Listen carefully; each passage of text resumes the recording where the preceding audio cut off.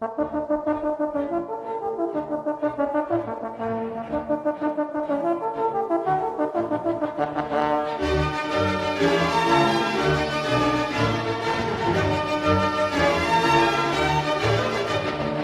everyone, I'm back with an Epstein update.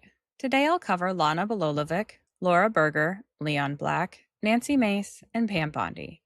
I'll also give updates on those I covered in my previous episodes. First up today is Lanna Belohlavek, who was a Florida state prosecutor involved in the original 2006 Palm Beach County case against Jeffrey Epstein. She served as the lead prosecutor under State Attorney Barry Kreischer in the Palm Beach State Attorney's Office, 15th Judicial Circuit. In 2006, Palm Beach police investigated Epstein for abusing numerous underage girls, recruiting them for massages that involved sexual acts with payments. The case involved credible evidence from victims and witnesses, including Detective Joe Riccari's work identifying dozens of potential victims. Belohlavek presented the case to a grand jury on July 19, 2006, with two underage victims testifying. One was 14 when first recruited, the other started at 16. She questioned them and the detective in ways that focused heavily on the girls' behavior, prior issues, and whether they had committed prostitution themselves. Some of those prior issues include MySpace posts showing drinking and/or smoking, shoplifting, piercings, and drug problems. Belohlavek basically tried to make children look like hardened criminals and prostitutes.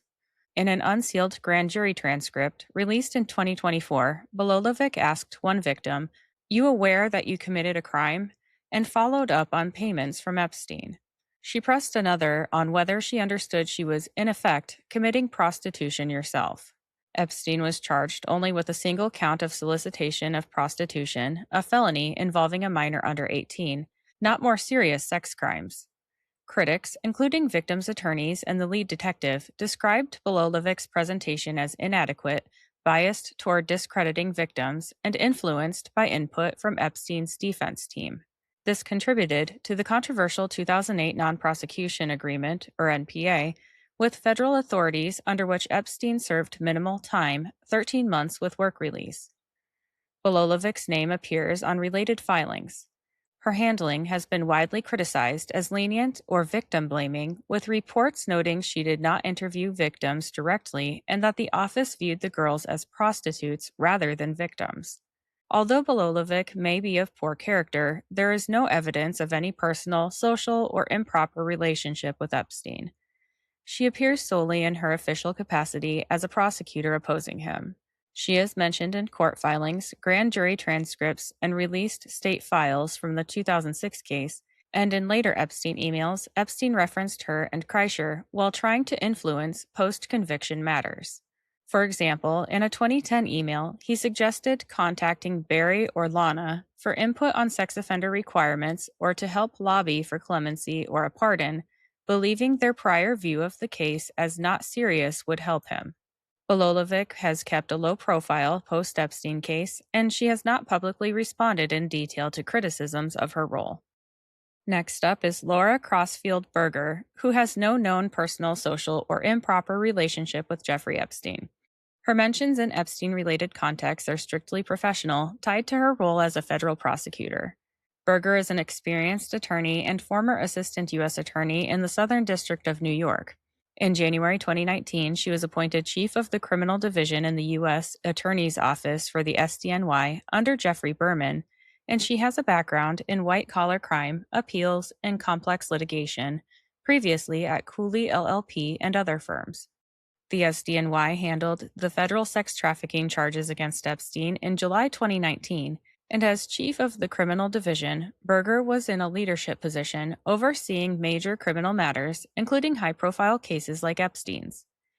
Internal Bureau of Prisons memos related to Epstein's custody and death reference her alongside other SDNY officials. She did not appear to be a line prosecutor on the case, but was part of the office's senior management during the investigation and prosecution. Her name appears in lists from the 2026 Epstein Files releases, alongside hundreds of others in DOJ reports, indexes, or correspondence. These lists often include officials, witnesses, or individuals tangentially connected through investigations, No indication of victim status, associate, or personal involvement. In short, similar to Lanna Belohlavek, Birger's connection is official and prosecutorial. There are no reports suggesting anything beyond her governmental role in the office that pursued Epstein federally in 2019. On to Leon Black, the billionaire co-founder of Apollo Global Management, who had a close, multi-year personal and financial relationship with Jeffrey Epstein. Black and Epstein met in the mid-1990s through a mutual friend, and they developed a social friendship that continued after Epstein's 2008 conviction. From roughly 2012 to 2017, Epstein provided Black with extensive services, including tax and estate planning, art collection management, family office operations, philanthropic advice, and more. Epstein acted as a fixer for various personal and business matters, such as arranging family portraits, leveraging art assets, and investment reviews. Black paid Epstein approximately $158 to $170 million over this period. Figures vary slightly by source, but recent Senate reviews identified about $170 million in total. Black has maintained these were for legitimate advisory services that reportedly saved him over $1 billion in taxes, and Epstein referred to Black as Mr. Big in emails. They socialized over meals, and Black visited Epstein's properties, including a 2012 trip to Little St. James for a cookout. Black flew on Epstein's planes at least 9 times per flight logs, with indexes noting a time frame from 1997 to 2006. Black severed ties around October 2018, and he later called the relationship a horrible mistake with the benefit of hindsight. Black appears extensively in the released Epstein Files, over 10,000 document mentions in some indexes, including emails, financial records, contracts, and correspondence. Recent 2025 to 2026 releases under the Epstein Files Transparency Act have revealed more details about their entanglements. No evidence has publicly established that Black participated directly in Epstein's sex trafficking or criminal acts, per the 2021 Detcher LLP review commissioned by Apollo. However, ongoing scrutiny from Senator Ron Wyden and others question whether payments helped finance Epstein's operations, with the U.S. Virgin Islands settlement acknowledging Epstein used some funds for his U.S. VI activities. Files show Epstein handling sensitive personal matters for Black, including surveillance of women and potential hush money payments. Black has faced accusations of sexual misconduct linked to Epstein's network, including a 2023 lawsuit by Jane Doe alleging Epstein introduced her, at age 16, to Black at Epstein's townhouse in 2002 for a massage that turned into rape. Black has denied the claims and any meeting with her, and other allegations have surfaced in the files. In 2023, Black settled with the U.S. Virgin Islands for $62.5 million, gaining immunity from related claims, and the agreement noted Epstein's use of funds for operations there. Black stepped down as Apollo's CEO and chairman in 2021 amid scrutiny. Ongoing investigations and lawsuits continue, including depositions in Epstein-related bank suits and shareholder actions. In summary, Leon Black was a major financial patron and personal associate of Epstein's. While he denies knowledge of or involvement in the criminal activities, the scale of payments, depth of the relationship, and ongoing probes have kept him central to discussions of Epstein's enablers in elite circles. Black has not been criminally charged in connection with Epstein. Moving on to Representative Nancy Mace. Representative Mace has been one of the most vocal congressional advocates for full transparency and accountability in the Epstein case. She reviewed unredacted portions of the files at the DOJ in early 2026 and described them as beyond disturbing, noting references to victims, including in South Carolina, and redacted co-conspirator names. She signed a discharge petition to force the release of the files under the Epstein Files Transparency Act, one of only a few Republicans to do so, which she has said cost her political support, including Trump's endorsement in her gubernatorial primary bid. She has sent letters demanding more disclosures from the DOJ, CIA, and others regarding withheld records, potential CIA ties, and co-conspirators. Mace has stood with Epstein survivors publicly, called for a special task force, compiled lists of individuals for potential depositions, and pushed against redactions that she believes protect powerful figures rather than victims. As a sexual assault survivor herself, she has framed her advocacy as personal and nonpartisan, emphasizing justice for victims over political considerations. Her name appears in the context of the 2025-2026 congressional oversight and file releases due to her official actions and correspondence, which is standard for lawmakers involved in investigations. There is no evidence linking her to Epstein's flight logs, Black Book, properties, emails as a correspondent, financial dealings, social circle, or any criminal activities. No victim statements or reports allege any relationship.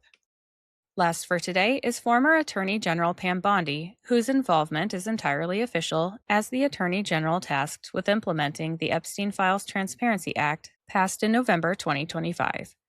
She oversaw and publicly announced phased releases of millions of pages of documents, including flight logs, contact books, and investigative materials, starting in February 2025. She emphasized victim protection while promising transparency.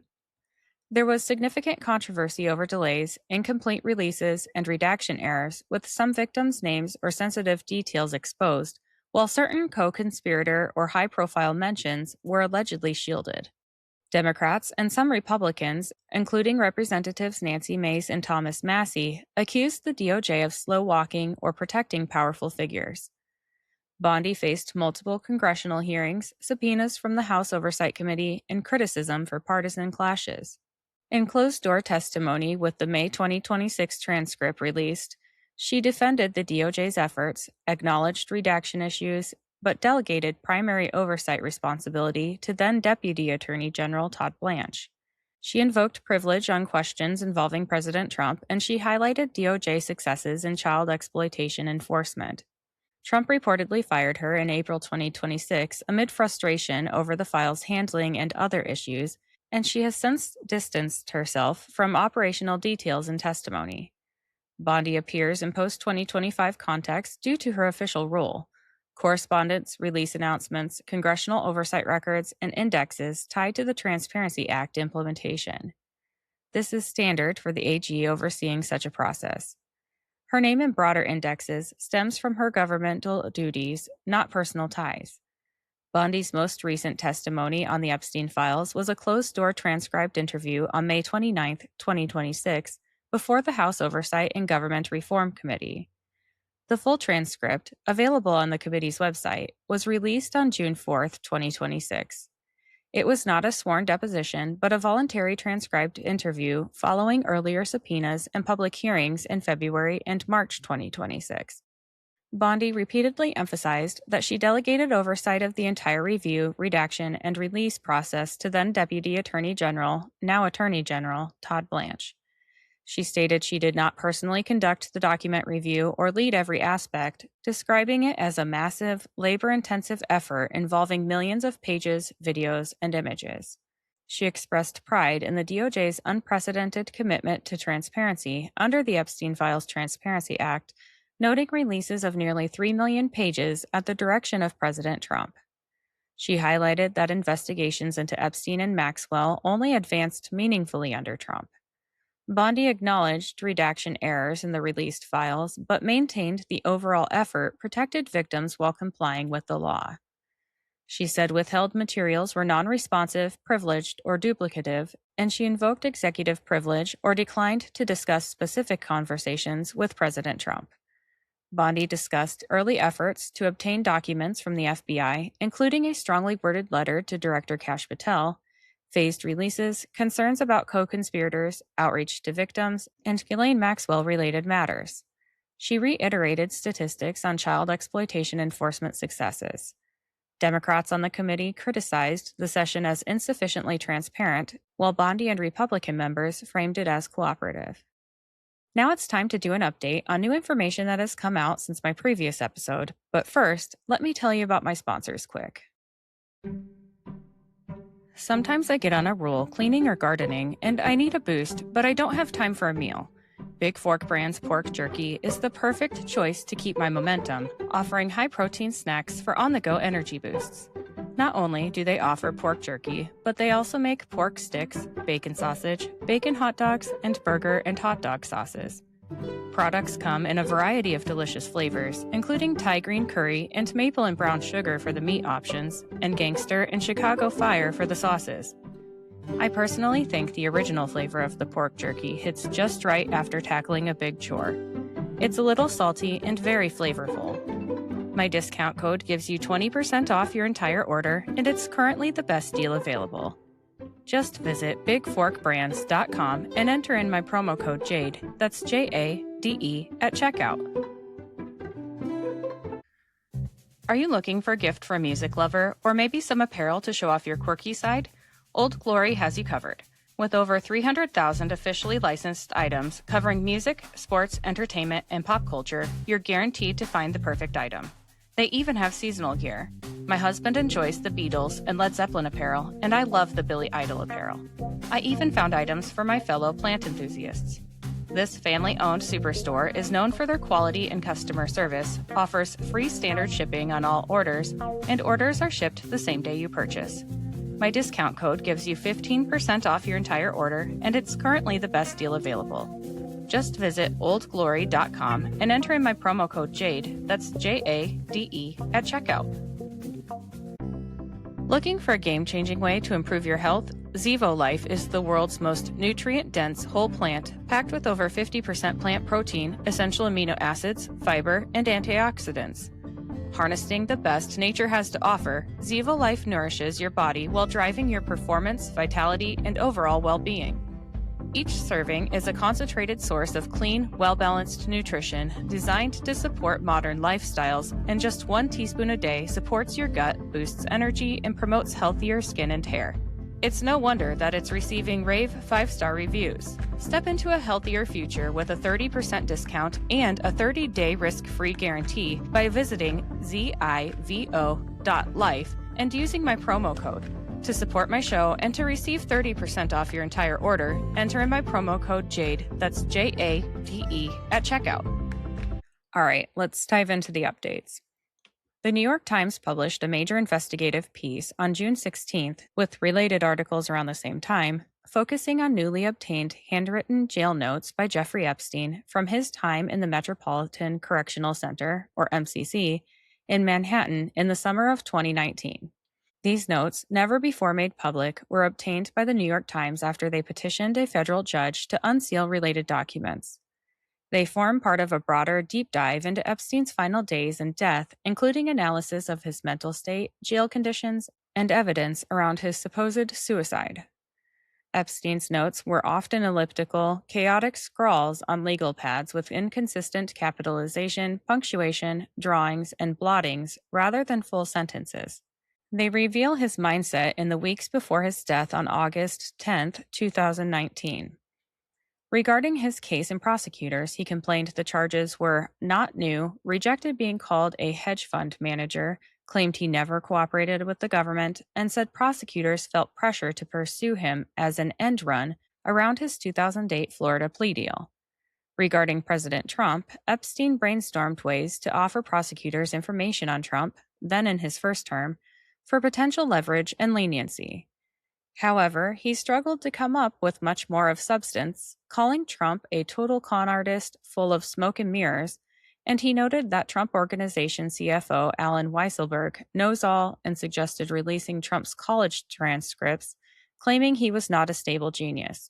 On July 22nd, Epstein wrote, "J accused," referencing the Dreyfus affair, portraying himself as a victim of Me Too hysteria. He described the allegations as old, from 2002 to 2005, and involving prostitutes while noting Jewish-rich-politics and believe the victim equals believe the accuser equals crazy. He writes like he's literate. It's ridiculous. Anyways, hours later, he was found with a noose around his neck in an apparent suicide attempt.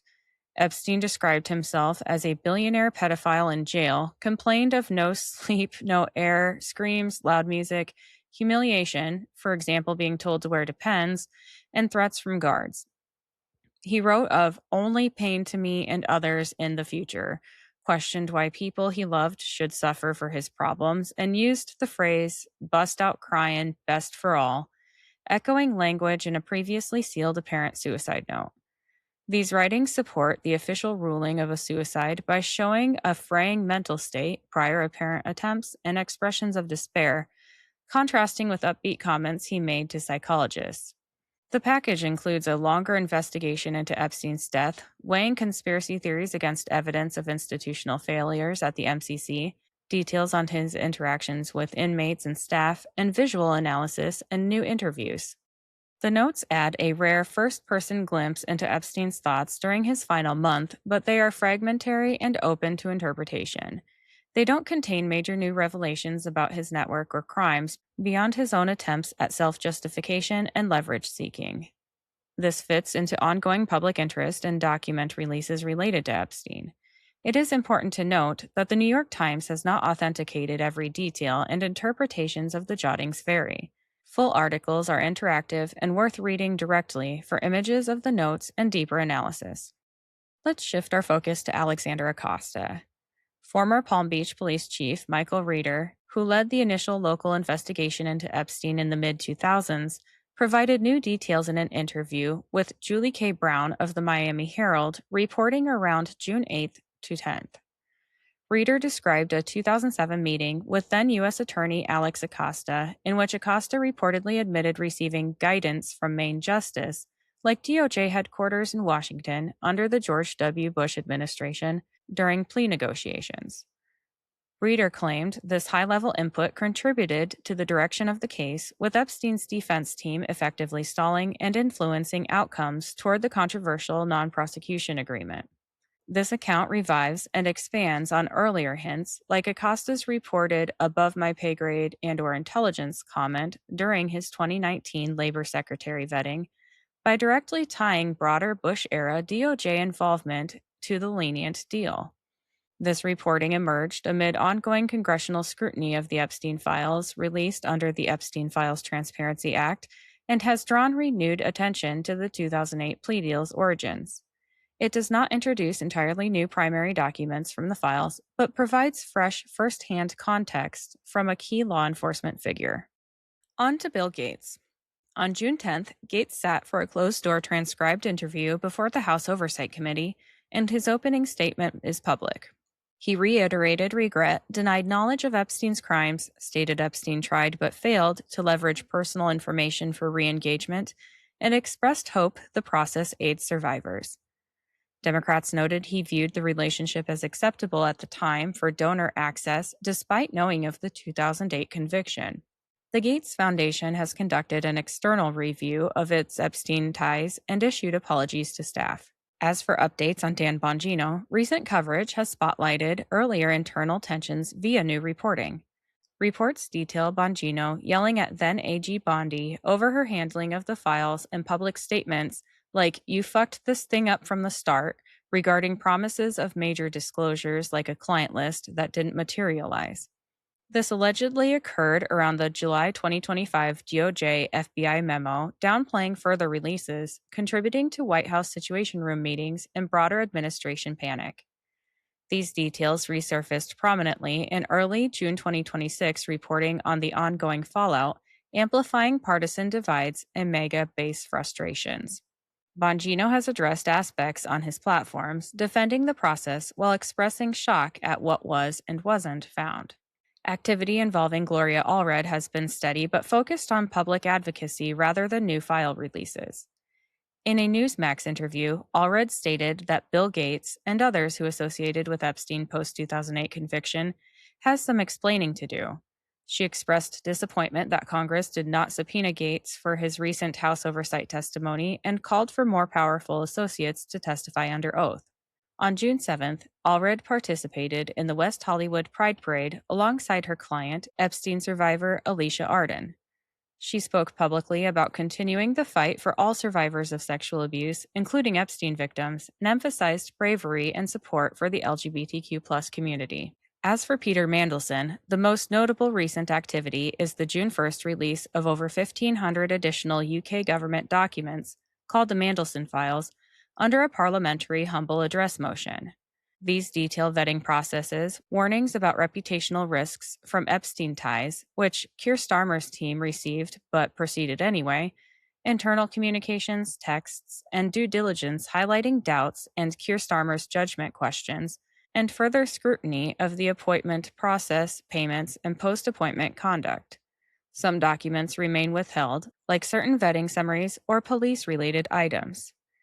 This release has renewed political pressure on Prime Minister Keir Starmer and Labour, but introduced no entirely new bombshells beyond expanding on prior file revelations.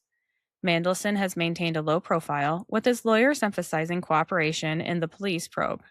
No charges have been filed as of June 11th.